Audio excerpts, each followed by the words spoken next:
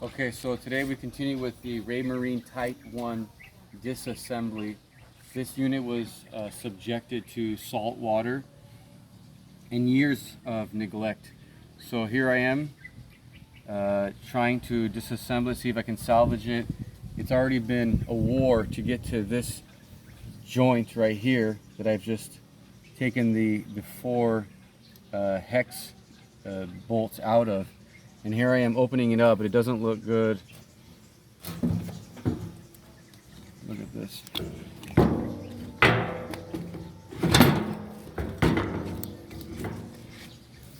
So there's the motor. Well, the good news is the motor doesn't look like it's been, there's not too much going on there. Just the belt and the rotor of the motor. And this, obviously, there's a mass of corrosion. And so let's just pick our way through that and see what happens. Okay, so let's clean this up. We're cleaning this up. I have been soaking it in transmission fluid. So we can see there's a lot of corrosion. So if there's corrosion, that means you're having metal. It's a metal component. Here is this. This is the clutch, which there's an electrical component on the clutch, and so that's not good news because this thing has to be able to. This thing has to be able to, on an electric impulse, engage and disengage. But we're just going to continue to clean up. Let's go. I like that it's moving around. That's good. That's good. Moving around is good. It means probably disengaged. But at least it's not frozen.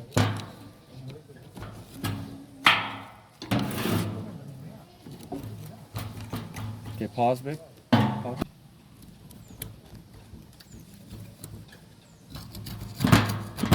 One of my favorite tools in the box. Good old-fashioned pick. It is a mighty tool that can do what no other can. I love just, this is great for this purpose, just to get in there and just clear that corrosion. Look at how heavy the corrosion is in some places.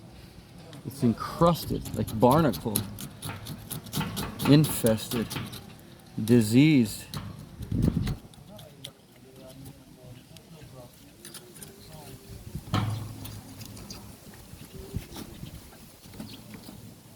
What is even going on here? Here's a clip right here, so I'm sure I take that clip off. This will pop off. Just tons.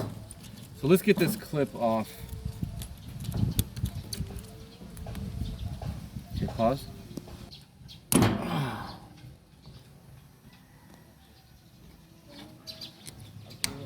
Got it. Sweet. So let's put it back in the parts bag. Let's see if this thing comes off. Woo! That feels good. That feels good. The gears, well, they're plastic, so they should be okay.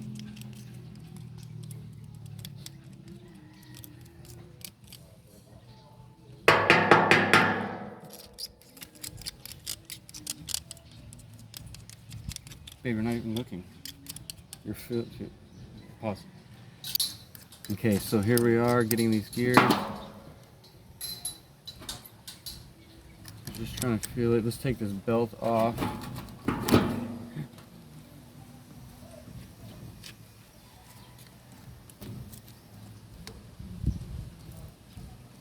Or maybe I shouldn't take the belt off. Looks like it'll slide off of here. Because that's locked in place. No, I'm not going to take it off yet. Let's see the screw in here. So what I'm going to do is I'm just going to clean it. I'm going to continue cleaning here. So the plan is this. Clean more, real good with soap and water, and more transmission fluid, and then attempt at this bolt right here, this screw bolt, and that will unlock it from the shaft, and I can pull that off, and hopefully I'll have access to this. I should be using a diagram as well to navigate this, as to not make bad decisions. But it's exciting. It's exciting. We've got this far. Okay, pause. Okay, look at this right here. This, so you got the, so over here you have the motor on that pulley belt, and there's gears right here, and this is of course some type of clutch. But then over here, wow, look at this incredible growth right here. Look at this. Oh my goodness. I'm not sure if that's supposed to spin or not, but got lots of cleanup to do over here. This is obviously not a watertight unit, as it actually has breathing holes on the bottom of it too. So don't ever think for a second that these Raymarine units are actually any kind of special waterproofing at all. They're not even designed. They're designed to do the opposite. They're designed to breathe in air. That's how marine proof they are. Cut. Pause. Okay, so I finally got the motor open. It came off easier than I expected, and this is what I'm finding inside. There's this gunk right here. There's some kind of buildup that doesn't look natural, although that could be some kind of resin that holds the winding in place. I have to refer to the manual. It looks like a very high quality motor. I'll give them that. And it has a very powerful magnet in there. I can see just by touching the screwdriver. And so, oh jeez, I hope I'm not ruining it. I probably shouldn't be picking at this thing right here. This is where I'm going to take it to a local guy who does repairs on DC motors. Here's a bearing here. These are the brushes right here.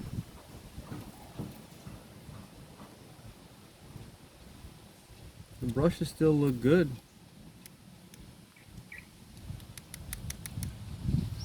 Brushes still look like they have some meat on them, so that wasn't a problem when it died. The motor could be okay, maybe if it's cleaned up, and if that is the case, then there is hope. This bearing has to be knocked loose and oiled. Oiled real good.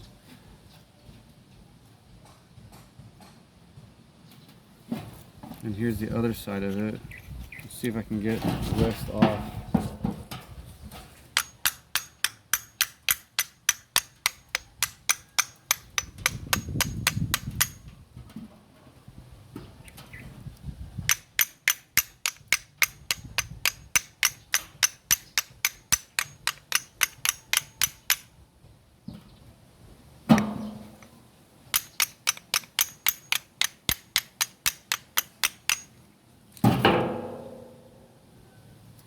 So there's one bearing freed up.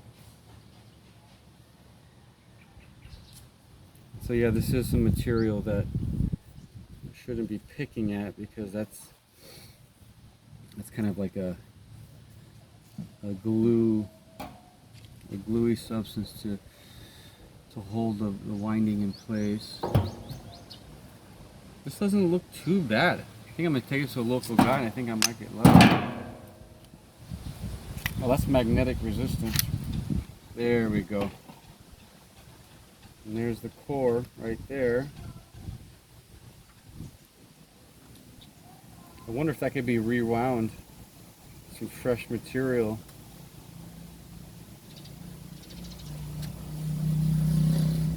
Gotta get these bearings to roll again. Here are the magnets.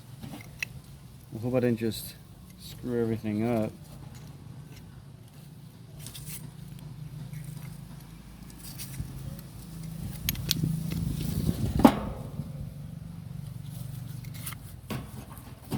These are all the magnets.